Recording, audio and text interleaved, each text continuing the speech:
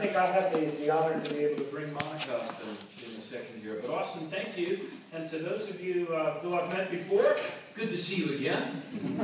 To those of you I'm meeting for the first time, good to meet you for the first time. And I want to thank you so much for coming out for Monica Vernon. Let me share a couple of thoughts with you about Monica. Monica and I first met when, as Austin indicated, I was here in 2014 campaigning for the party. We can't get things like marriage equality,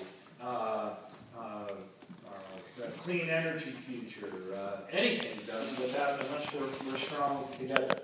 And the values that unite us as Democrats are those values that we certainly saw played out in the marriage equality issues and other similar issues. The Democratic Party's plank is much stronger today than it's ever been. Things in there like repeal of the death penalty and commitment to a 100% clean electric grid by 2050. Those are things that we can only accomplish when we do them together. And I first met Monica in 2014 when she had the guts to step up in an uphill fight and run as lieutenant governor for Iowa with Jack Hatch. And we traveled around the state together. I learned about her story. And it was a story near and dear to my heart because she was from a city that was hit hard by floods. She was on the city council there. She was mayor pro tem at the time. She had to pick people up off the mat, shake your neighbors, remind them that they're still a strong people and they'll come through this and they'll come through it together. And that's the sort of leader that she has always been. And that's the sort of leader that she can be as the first woman elected to the Congress. That sounds crazy to say that. First woman ever elected to the Congress from Iowa? She the knees. She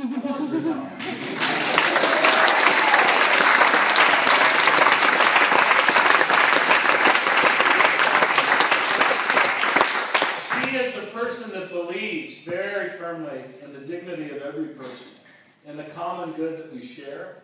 And she also is a person who understands that we're all in this together, and we have to help each other if we're going to succeed. It's been a joy to be back here in Iowa. I've been campaigning for Secretary Clinton, the first woman that will be elected President of the United States.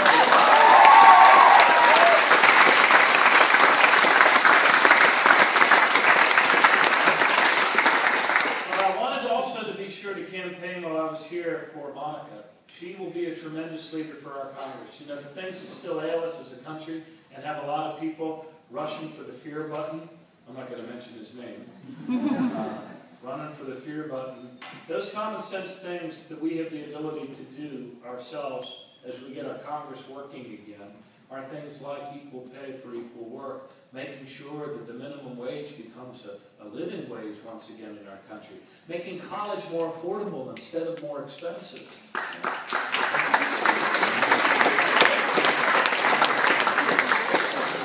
All of these are the defining issues of our economy. Our economy isn't money, it's people. And Monica understands that. And that's why she has the energy to do this job. It is a tough job in these times. But I believe that our country is actually coming together. I believe that we have reached the zenith of polarization.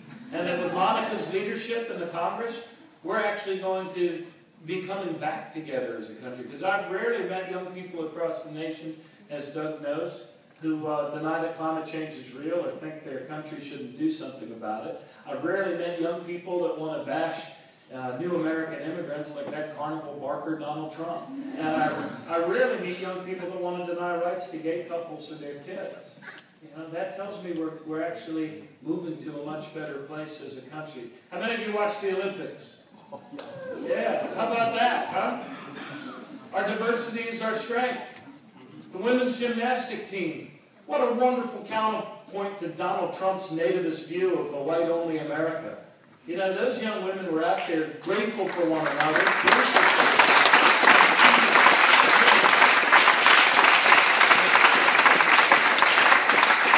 Mr. Obama said at the convention, when they go low, we go high. And one of the best ways that you have to do that, ladies and gentlemen of Grinnell, the gem, or rather the jewel of the prairie, the jewel of the prairie is to get involved in this courageous woman's campaign. If you've never been involved in a campaign before, get involved in these next 72 days. This is one of the most hotly contested congressional races in the country, and it's happening at a time when Iowa is a swing state in the presidential race. So your involvement in Monica's campaign is actually a twofer. I should call it a threefer. By getting involved in Monica's campaign, you can not only make history here in Iowa, you can make history for our country, and you can make your country a better place for yourselves and your kids and your grandkids.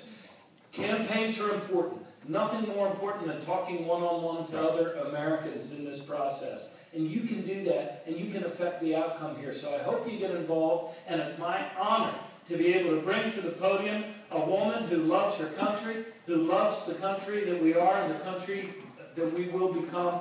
Monica Vernon, your next congressperson.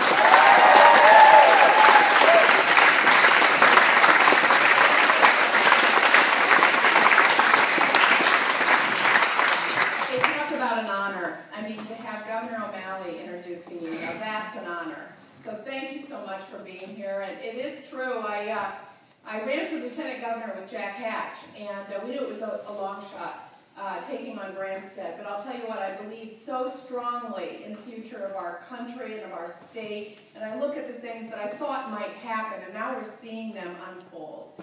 And he knew that. We went around the state together. Martin O'Malley was a great friend of ours and continues to be, so it's just really fun to kind of come full circle and be here today. And instead of me introducing him, he's introducing me. So I feel very, very honored to be here with him and with all of you. What great, bright, shining faces, and all of you are the future, and that's why I want to go to Congress, because we need to have a future for everybody in this room. The people who are just thinking about their first real job at some point, and the people who may have finished up with, you know, a real big career or even a small career.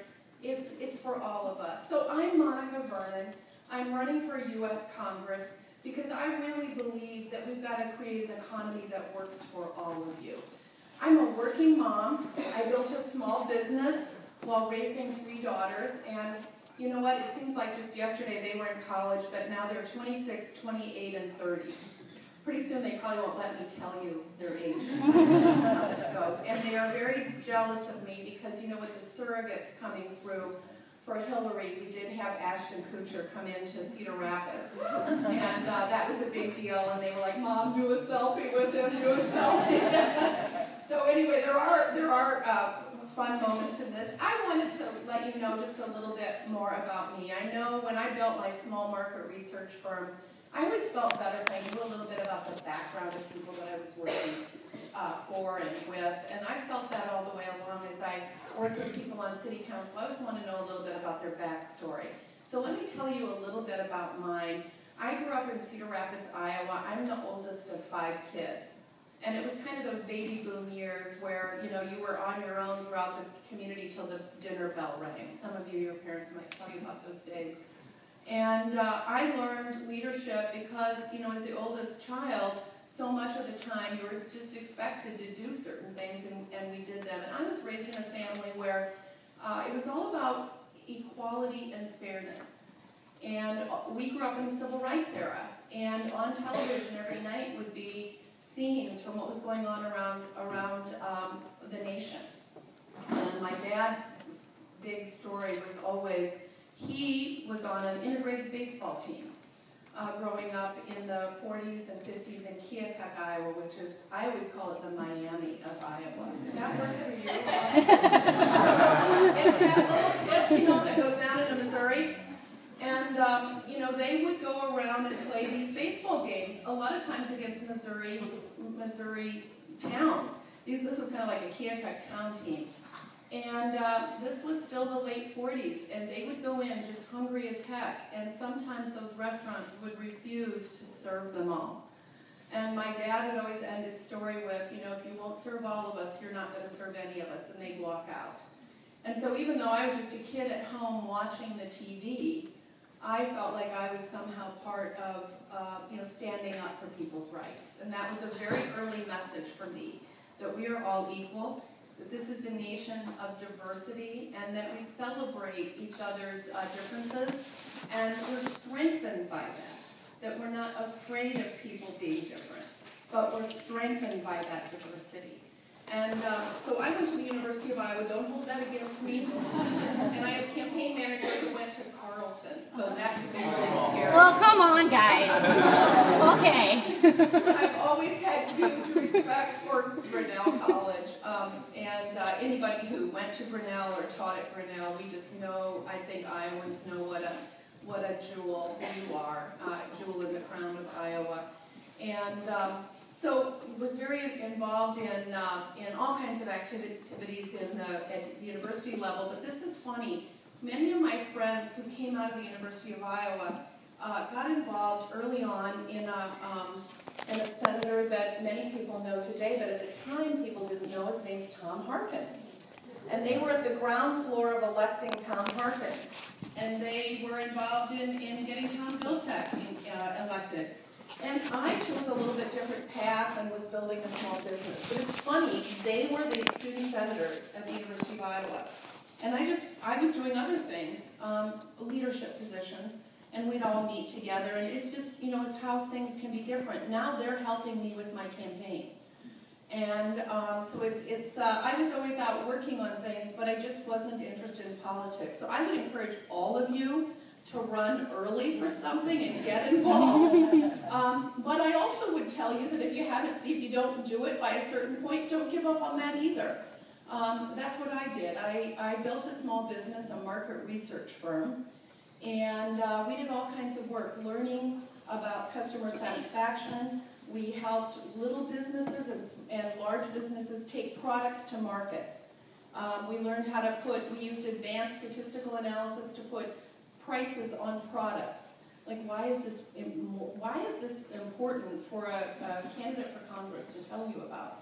I mean, I think about it, I was a newspaper reporter early in my days, and then I was a market researcher. I think both of those are researchers. And why is a researcher a good person to go to Congress? Because, we have to figure out, like, what's on your minds, and what's happening in your households, and what are the things that are unfair to you, and what are the things you worry about. And I think somebody who knows those kinds of things and has taken time over, I built the business for about 26 years. And so during that time we did hundreds of studies, listened to what thousands of people had to say. And when we weren't putting prices on products for, like, say, Pella windows or working with John Deere, I feel like, if you're in Iowa, you might as well, go for some of the big ones, right?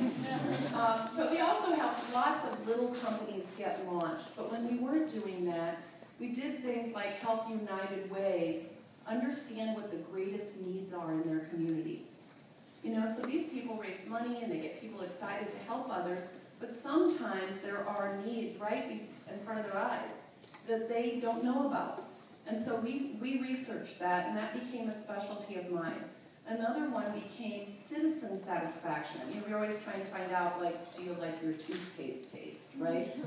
Okay, well, that maybe doesn't save the world. It probably saves some jobs along the way. But when you start asking citizens how they feel about their city, right? Former mayor of Baltimore, it helps government to understand what do they want to see more of? What's happening right down the block from them? Are there problems that we're not aware of that we can solve?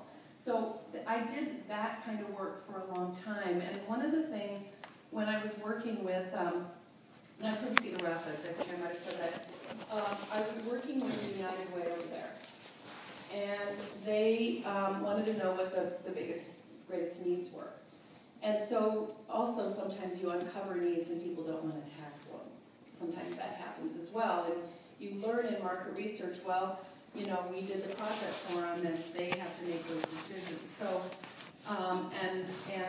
just like they probably teach police officers and social workers and other human services, you have to leave that at the office sometimes. Well, we found a need in Cedar Rapids that I couldn't leave at the office. And it was that women and children were doubled and tripled up in housing. And our experts were saying, we don't have a homeless problem, because they thought they'd be like, laying out on the sidewalks or something, on the streets, right? And we kept saying, no, you do, we do. But what's happening is that they lost their homes, and it was due to, we had this old telemarketing phase in Iowa's past, and very low wage jobs. People would get married and they'd have double that low wage job, kind of getting to what we're talking about for a livable wage now, but it was two of them together. And when that family would split up, and sometimes they did, they were ended up, whoever was left, and many times it was the woman, not always, but whoever was left was ended up way in debt. And so they ended up moving in with family and friends. And you know, you're just one squabble away from living in your car. And that's what happened, and I just couldn't let it go. And our United Way is a great group of people, but they chose one of the other needs. And I was a young mom at the time, and I kept thinking, you know, this is a saying that my grandma used to say a lot, there but for the grace of God go I. And so that's what I kept thinking is, this could be me. This could be me, or it could be my sister, who is just through no fault of her own, dumb luck, underwater with the house, loses the house, owes all this money, has no place to live, and has 2 little kids to feed and clothe. And so I gathered a bunch of people together, and we raised, and I've never done anything like this before. I was kind of at that point still like reading about my friends electing people, and I was into being a soccer mom and Girl Scout mom, and whatever was needed. And I decided we're going to build a homeless shelter. I don't know how to do it, but we're going to do it. And I got 8 or 10 people together with me, all women who felt the same way. We raised $1.7 million with no protection.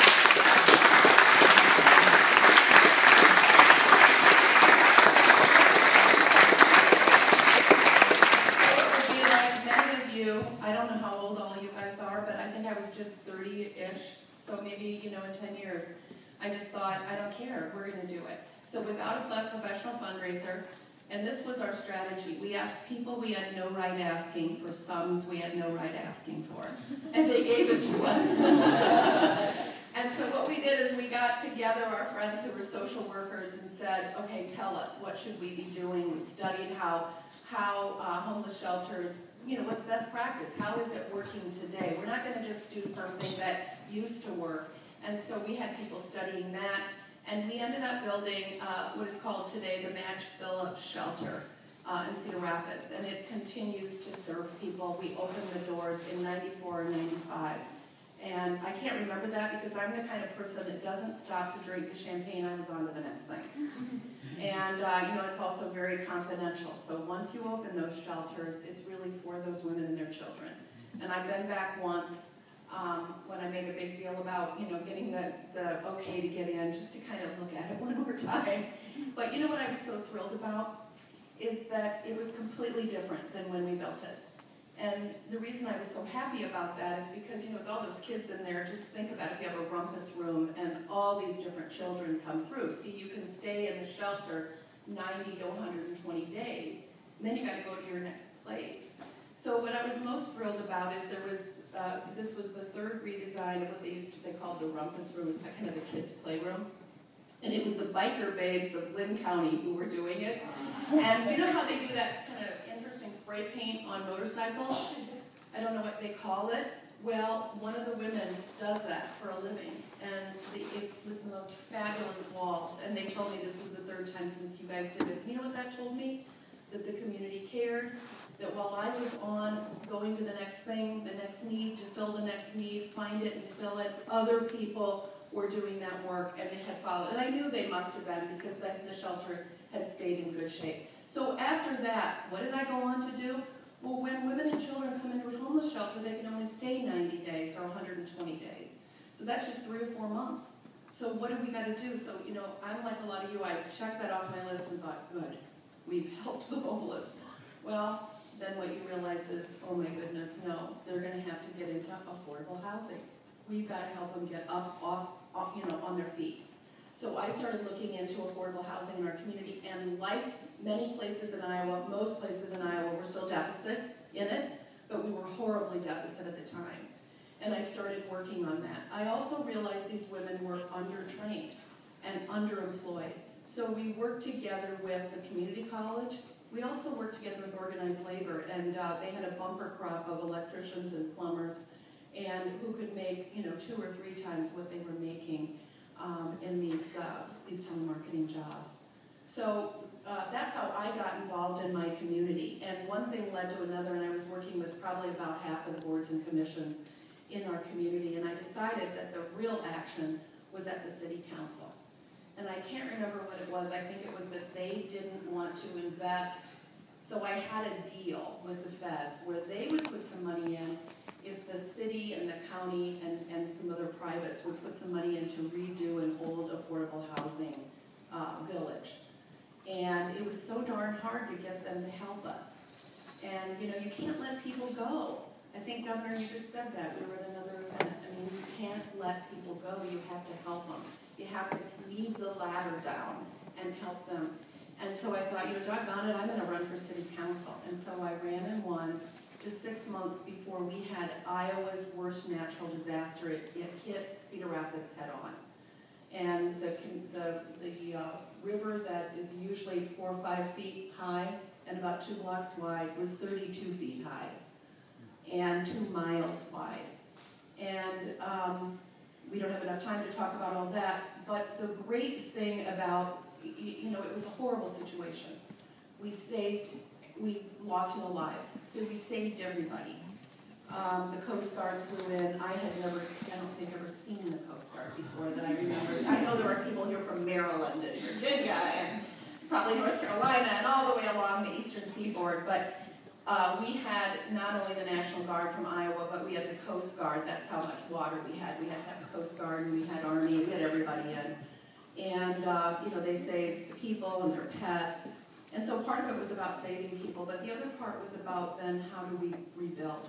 When you have 5,000 houses hit, and you have 1,100 small businesses and 300 public facilities. So that taught me the good and the bad and the ugly about our federal system. And I could see so many things that I could make better. And so when it was time to throw my hat in the ring, that's what I did. Now, I have these 3 daughters, and they're just a little bit older than a bunch of you. And I'm going to tell you a few stories, because that's what we do in my family. Now, there's a really, really special guy sitting in the back. I'm going to tell you a little story about him. We have 3 daughters, so it was the 3rd daughter, and I've had to have all my kids by C-section. Now, I was told early on when I was campaigning, you don't say that in polite company. That's the kind of thing I just say, because I think after you've had 3 C-sections, you don't care anymore. So, you will understand that. So, anyway, this is all about equality for all of us, and how it's one thing to have it, we have to get the laws, we have to have equal pay for equal work, we have to have, the human rights and civil rights that we all deserve in this country. But then there's that whole where people have to get used to the idea. So I'm in there, and they've given me an epidural. Do you know what an epidural is? So it kind of puts you asleep, but I could still talk, I just couldn't move. Which is a darn good thing, because once they delivered our daughter, and they were kind of cleaning her, I didn't know what gender she was. So they had just done all their stuff. They weren't really talking to me. They were talking to each other. It was 3 men who were an anesthesiologist, an OBGYN, and I think it was our family doctor and my husband at the end of the bed. I guess it was an operating room. And I'm sitting there thinking, boy, I don't know what gender it is yet, but I remember that we've always wanted to name a child after my grandpa from Keokuk, the Miami of Iowa. And his name, he's Jack Wolf. So I thought, oh, maybe we'll have Jack, we'll finally meet Jack. Or, if it's a girl, I really want to name her after Eleanor Roosevelt. Now, Bill and I had these conversations about who we were going to name after, and he wasn't quite there with me yet on the name Eleanor, for whatever reason. So I'm laying there, and that's what I'm thinking, and the baby is delivered, and they're cleaning the baby up, and they hand the baby to Bill, my husband, and they say, oh, Vernon, it's another girl. Well, it's a darn good thing I'd had the epidural, or I would have been up off that bed after. And I know in this race we're trying to stay away from physical violence and all that, because I'm one candidate. But it was a moment for me, and I couldn't believe it, but my husband, to his undying credit, looked at those doctors, and he's a very polite man, but he kind of looked them all in the eye and he said, and, as he took the baby, she's human potential. And I just loved that. And Bill, will you please stand up?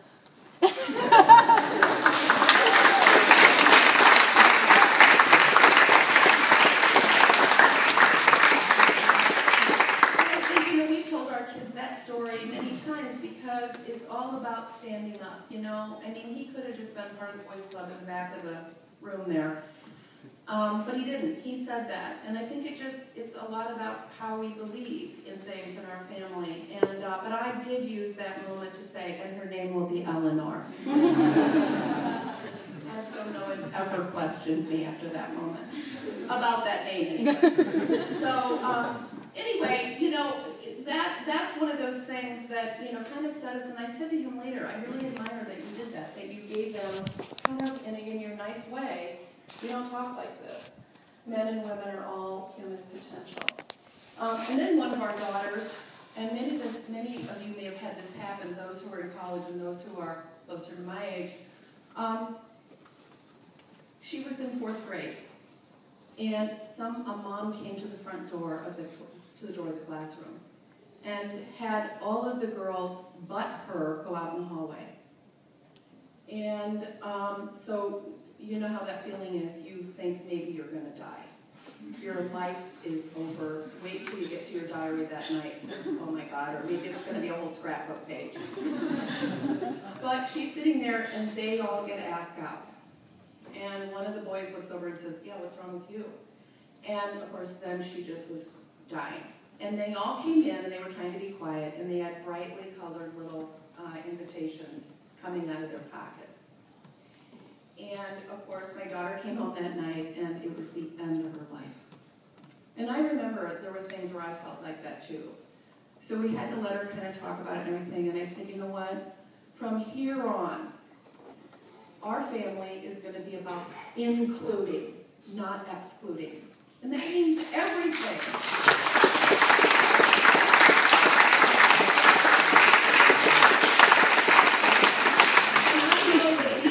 Policies in the U.S. Congress, right? But if we use these kind of values as we create bills, as they pass bills, as they look at rules, as they decide what to even talk about, I think it would be a better place.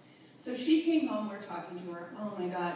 And Bill and I, after she went to bed, we said to ourselves, you know what? Think of the times when we could have just invited another couple, but we thought we wouldn't have enough room. Think about the times when you just kind of throw somebody else in the mix, right? Like, include people, put people together. And so that became our motto. So I'll tell you the rest of the story. I said to her the next day, here's what I want to do, your birthday's coming up. And so we're going to invite every girl, not just in your class, but in the other class, for an overnight at our house. And then I prayed that maybe they were going to Grandma's house, right? And but out of the 24 girls, we had 21 show up. And they stayed up pretty much the whole night. But we made our point to the people at school. We've made our point to the parents that we invited everybody. I think our invitation, without smacking anybody else, really talked about how we wanted to include everybody. And it was so important to have all the girls from 4th grade there. So I think include rather than exclude is such an important concept. You know, one of the jobs I had that I can tell you about was I was a newspaper reporter. And early on in my newspaper career, a bunch of us were out at Porter Beer Night at the ballpark. Now, this is not going to go south on you, this story.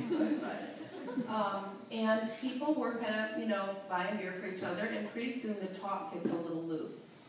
And I find out that the guy that was hired at the same exact time that I was hired, with the same journalism degree that I had, with the same 1 year of experience as I had, was making a whole lot more than I was. Like, I was making 11,000 something, and he was making 13,000 something. Okay? And really, it was a while ago. Those were decent. Well, I worked overtime to really even be able to afford a car and an apartment, but I was mad. And so I went into the personnel person the next day. And I didn't understand that it was illegal for me to do that. The Paycheck Fairness Act, it didn't go far enough. And I said, listen, I understand that this guy's making this and I'm not, and I want to be paid equally. And the woman told me that I could be fired for even bringing it up. And so I thought, oh, well, I still have to pay on that car. Okay, and I kind of liked being a reporter. So I went back and, kept on writing and doing that. And I thought, you know what, I'm going to fight for equal pay for equal work. I'm going to fight for pay.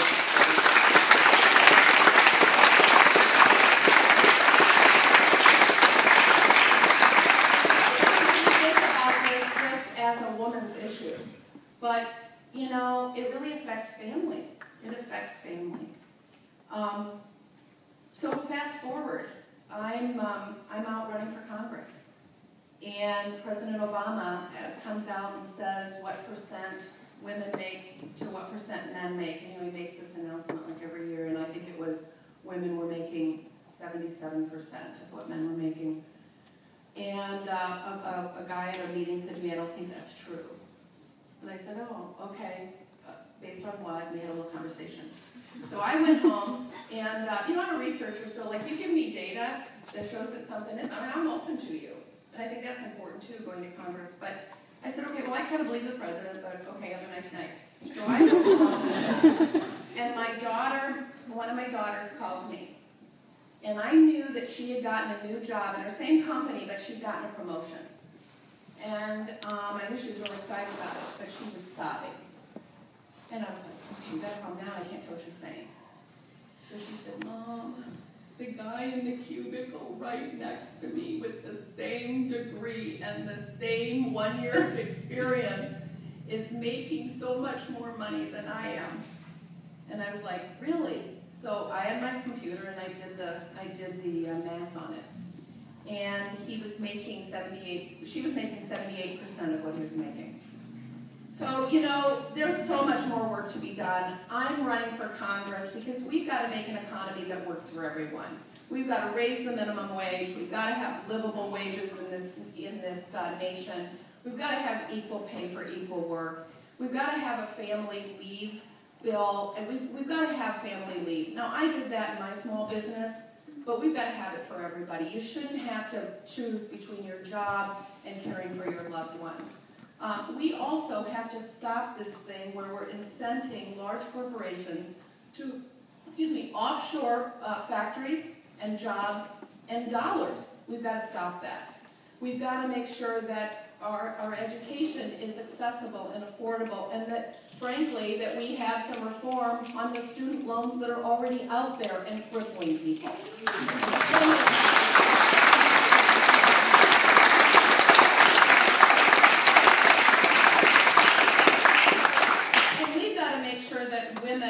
That we don't have to continue to fight for women to be able to make their own health care decisions. That's huge.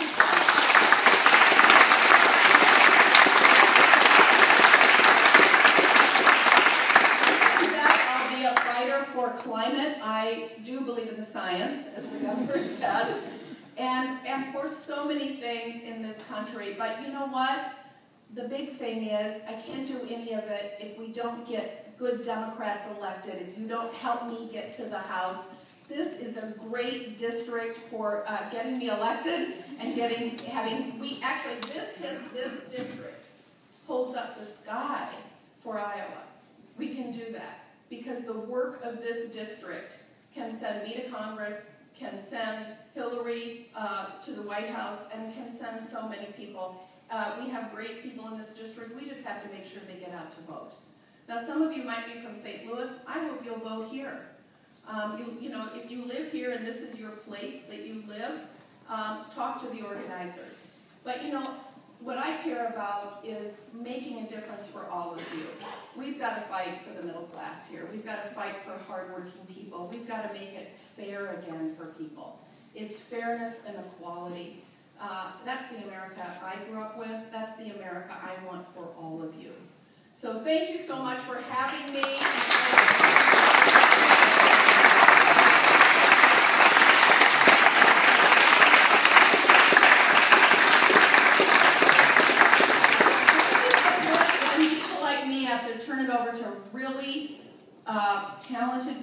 like Zach, who's your local organizer, and I'm going to introduce him and have him come up. And thank you so much for having me, and I would